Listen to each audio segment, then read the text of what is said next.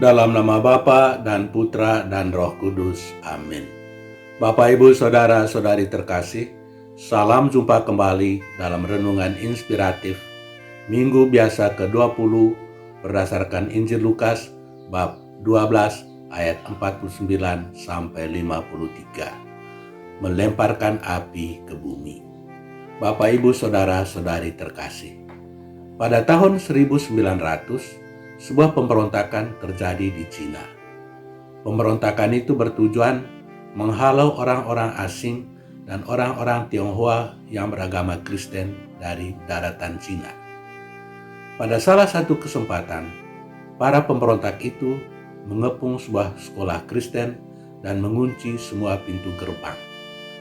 Hanya sebuah pintu gerbang yang terbuka, tempat anak-anak sekolah bisa keluar.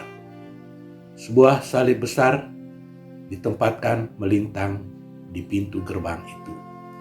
Anak-anak itu diperintahkan supaya siapa saja yang menginjak salib itu diselamatkan. Sementara mereka yang tidak menginjak salib itu akan ditembak. 7 anak yang pertama keluar dan menginjak salib itu. Para pemberontak membiarkan mereka pergi. Murid yang ke-8, yakni seorang gadis kecil, keluar. Dia bukan menginjakkan kakinya pada salib itu, melainkan malah berlutut di hadapannya dan dengan hati-hati menghindari salib itu. Pada saat itu juga dia ditembak. Pada hari itu, banyak murid yang mengikuti contoh gadis kecil itu dan semuanya ditembak mati. Menurut cerita, selama pemberontakan itu, kurang lebih 300.000 orang-orang Kristen yang memilih mati daripada menyangkal Kristus yang telah mereka imani. Bapak, Ibu, Saudara-saudari terkasih, cerita-cerita serupa bisa ditemukan di tempat-tempat lain di mana iman Kristiani dihambat. Ratusan, bahkan ribuan martir telah mengorbankan hidup mereka untuk memberi kesaksian tentang imannya. Pertanyaannya adalah, mengapa orang-orang itu begitu berani mati daripada menyangkali imannya? Apa yang membuat mereka begitu berani sehingga ancaman kematian sama sekali tidak mengendurkan semangat mereka? Bapak, Ibu, Saudara-saudari terkasih, jawaban atas pertanyaan itu mungkin terdapat dalam perkataan-perkataan Yesus di dalam Injil hari ini.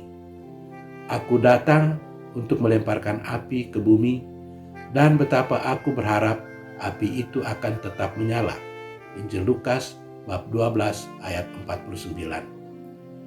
Atau di dalam bagian lain, dengan nada retoris Yesus bertanya, kamu menyangka aku datang untuk membawa damai ke atas bumi?